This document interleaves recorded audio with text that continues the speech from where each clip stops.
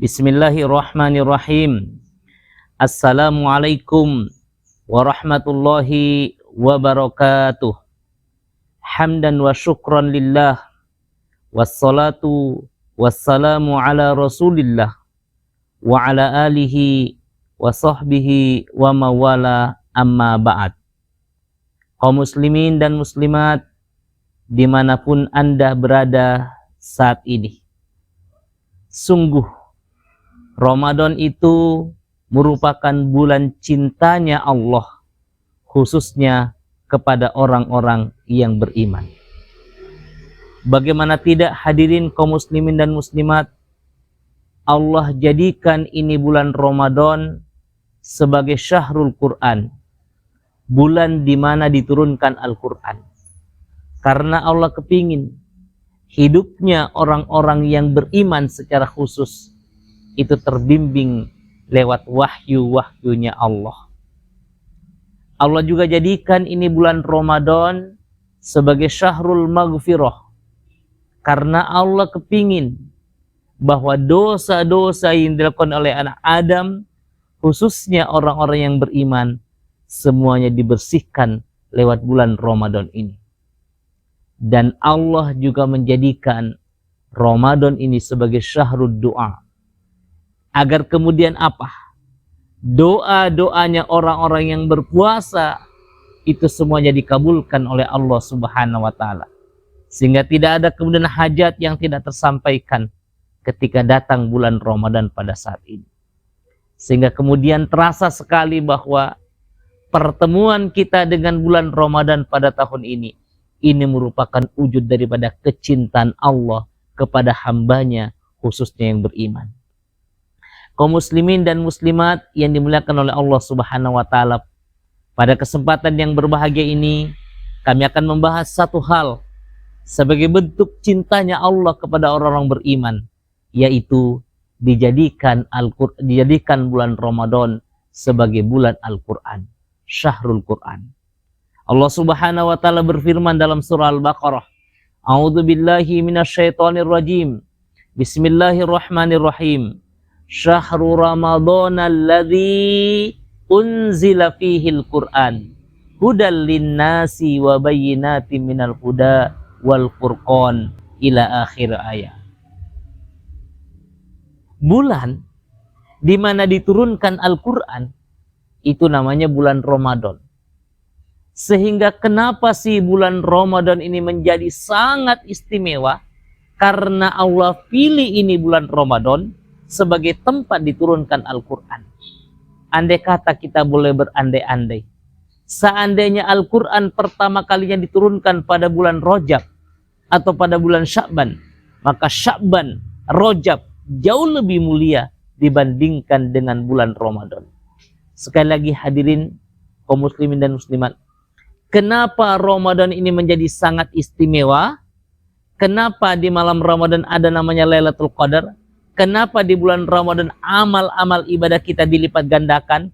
Kenapa di bulan Ramadan setan dibelenggu? Kenapa pintu surga dibuka selebar-lebarnya? Karena Allah menurunkan Al-Quran pada bulan Ramadan. Dan perlu kita ketahui, dalam sebuah hadis diriwayatkan oleh Imam At-Tabrani, ternyata bukan hanya sekedar Al-Quran yang diturunkan pada bulan Ramadan. Suhuf-suhufnya Nabiullah Ibrahim alaihissalam itu diturunkan di awal bulan Ramadan. Kitab Taurat diturunkan pada tanggal 6 Ramadan. Kitab Injil diturunkan pada tanggal 13 bulan Ramadan. Kitab Zabur diturunkan pada tanggal 18 Ramadan. Kesimpulannya apa? Semua kitab-kitab samawi itu diturunkan pada bulan Ramadan, menandakan betapa mulianya bulan Ramadan itu dengan Al-Quran. Sehingga kalau kemudian kita mau mulia dengan bulan Ramadan, maka satu hal yang tidak boleh terlepas. Dari setiap detiknya, setiap menitnya, setiap jamnya, hari-harinya, bahkan malam-malamnya, kita harus pastikan kita senantiasa dekat dan bersama dengan Al-Quran. Siapa sih yang mau kita contoh dalam berpuasa? Tentu Rasulullah, tentu sahabat, tentu para salafus soleh.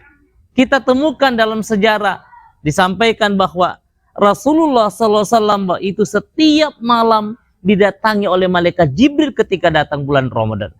Pertanyaannya ngapain? Tentu muroja Al-Quran. Saya membayangkan terkadang Jibril yang baca, Nabi Muhammad SAW mendengarkan, begitu pun sebaliknya. Dan itu berlangsung sepanjang Ramadan beliau. Sahabat-sahabat juga menghabiskan waktu terbaiknya bersama dengan Al-Quran. Para tabi'in juga demikian. Sehingga dalam sebuah kitab yang dikarang oleh Imam Az-Zahabi, nama kitabnya Syiar Alam An-Nubala, dikisahkan bahwa itu Imam Malik. Imam Malik ini kan kerjanya adalah ngajar. Guru besar. Setiap hari ngajar. Ketika datang bulan Ramadan, madrasah beliau geser sedikit. Beliau tidak mengajar. Kenapa? Karena beliau kepingin bersama dengan Al-Quran lebih banyak lagi. Sehingga dikisahkan Imam Malik itu setiap malam menghatamkan Al-Quran di luar waktu sholatnya. Artinya Imam Malik bisa menghatamkan sampai 30 kali. Ada lagi namanya Imam Syafi'i. Imam Syafi'i itu lebih dahsyat lagi. Dikisahkan oleh Az-Zahabi, ya, bahwa beliau itu ketika datang bulan Ramadan sampai 60 kali hatam Al-Quran. Hari ini kita masuk di halapan Ramadan. Berarti nanti sore Imam Syafi'i itu sudah hatam 16 kali. Siapa di antara kaum muslimin yang 8 Ramadan sudah hatam 16 kali? Allahu Rabbi. Itulah Imam Syafi'i. Ada lagi namanya Al-Aswad, Imam Al-Aswad. Beliau itu setiap 2 hari menghatamkan Al-Quran. Hari pertama, hari kedua hatam. Hari ketiga, hari keempat hatam. Itu Imam Al-Aswad. Ada lagi namanya Imam Al-Qatada. Imam Al-Qatada ini per 3 hari menghatamkan Al-Quran ketika datang bulan Ramadan. Hari pertama, hari kedua, hari ketiga hatam. Hari keempat, hari kelima, hari keenam hatam. Itu berlangsung hari pertama sampai hari ke-20. Dan kalau sudah masuk 10 hari terakhir, Imam Al-Qatada setiap malam itu menghatamkan Al-Quran. Apa kesimpulannya hadirin kaum muslimin dan muslimat yang dimuliakan oleh Allah? Kita deret itu para ulama-ulama soleh terdahulu. Mereka menghabiskan waktu-waktu terbaiknya bersama dengan Al-Quran. Pertanyaannya buat saya dan antum semuanya. Mereka telah berbuat seperti itu ketika datang bulan Ramadan. Mereka menghabiskan waktu-waktu terbaiknya bersama dengan Al-Quran. Bagaimana dengan kita?